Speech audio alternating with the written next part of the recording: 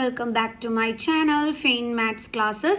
So ഇന്നത്തെ ക്ലാസ്സിൽ നമ്മൾ ഒരു എക്സ്ട്രാ ക്വസ്റ്റ്യൻ ആണ് പഠിക്കുന്നത് പോളിനോമിയൽസ് ചാപ്റ്ററിൽ.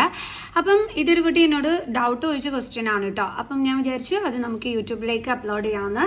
സോ ഇതിന് മുമ്പ് ഞാൻ ചെയ്തിട്ടുണ്ടോ എന്ന് എനിക്ക് അറിയില്ല. ഓക്കെ, എന്തായാലും ശരി, നിങ്ങൾക്ക് യൂസ്ഫുൾ ആകുമെന്ന് തന്നെ മിസ് വിചാരിക്കുന്നു.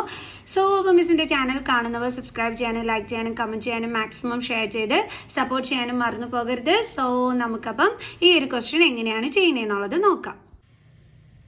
അപ്പോൾ നമ്മുടെ ഈ ക്വസ്റ്റ്യൻ ഇതാണ്: if one root of the equation k minus 1 into x square minus 10x plus 3 is equal to 0 is the reciprocal of the other, then find the value of k. അതായത് ഈ ഒരു equation ഉണ്ടല്ലോ, k minus 1 into x square minus 10x plus 3 is equal to 0. ഇതിൻ്റെ ഒരു root എന്ന് പറയുന്നത് മറ്റേ റൂട്ടിൻ്റെ reciprocal ആണെന്നാണ് പറഞ്ഞിരിക്കുന്നത്. അപ്പോൾ നമുക്കൊരു കാര്യം ചെയ്യാം, ഇതിൽ ഒരു റൂട്ടും അല്ലെങ്കിൽ അടുത്ത റൂട്ടും എന്താണെന്നുള്ളതൊന്നും നമുക്ക് അറിഞ്ഞുകൂടാ. അപ്പോൾ അതുകൊണ്ട് നമുക്ക് ആദ്യത്തെ റൂട്ടിനെ നമുക്ക് എന്തായിട്ട് എടുക്കാം? ആൽഫ ആയിട്ട് എടുക്കാം. അപ്പോൾ അതർ റൂട്ട് എന്തായിരിക്കും? അതർ റൂട്ടിനെ കുറിച്ച് നമുക്ക് ക്വസ്റ്റ്യനിൽ എന്താ തന്നിരിക്കുന്നത്?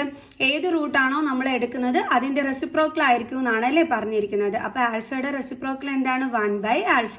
കാരണം ആൽഫ എന്ന് വെച്ചാൽ ആൽഫ ബൈ 1 ആണ്.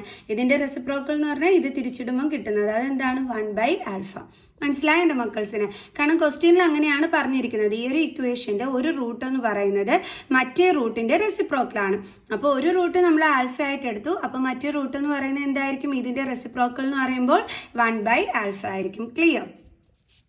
ഇനി നമ്മളിത് എങ്ങനെയാണ് ഇവിടെ കെയുടെ വാല്യൂ കണ്ടുപിടിക്കാനായിട്ട് പോണതെന്ന് അറിയാമോ? ഇങ്ങനെയുള്ള ക്വസ്റ്റ്യൻസിൽ നമ്മൾ 2 ഫോർമുലാസ് പഠിച്ചു വെച്ചിട്ടുണ്ട്.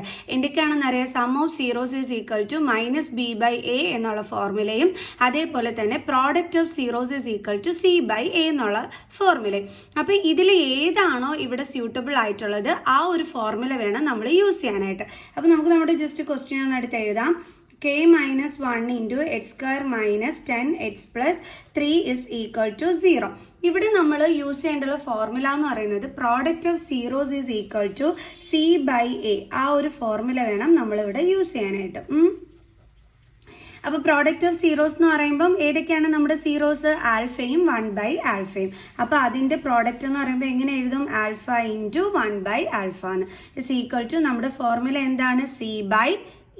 ഓക്കെ, അപ്പോൾ ആൽഫ ഇൻറ്റു 1/ആൽഫ ഇസ് ഈക്വൽ ടു, ഇവിടെ സി എന്ന് പറയുന്നത് ഏതാണ്? നമ്മുടെ കോൺസ്റ്റന്റ് ടേം, അതായത് 3 ബൈ എ എന്ന് പറയുന്നത് എന്താണ്? എക്സ് സ്ക്വയറിൻ്റെ കോഫിഷ്യൻറ്റ്, അതെന്താണ്? k minus 1.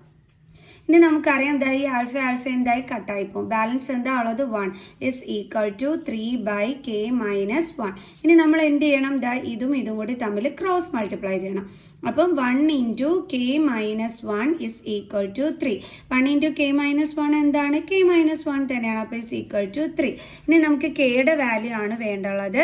അതുകൊണ്ട് നമ്മൾ എന്ത് ചെയ്യുന്നു? ഇവിടെയുള്ള 3 അതുപോലെ എഴുതിയിട്ട് കെയുടെ കൂടെയുള്ള -1നെ ഇങ്ങോട്ട് ട്രാൻസ്പോസ് ചെയ്യുന്നു. അപ്പോൾ എന്ത് കിട്ടും? +1. സോ അപ്പോൾ കെയുടെ വാല്യൂ എന്താണ്? 4. ഇപ്പോൾ പിടികിട്ടിയോ?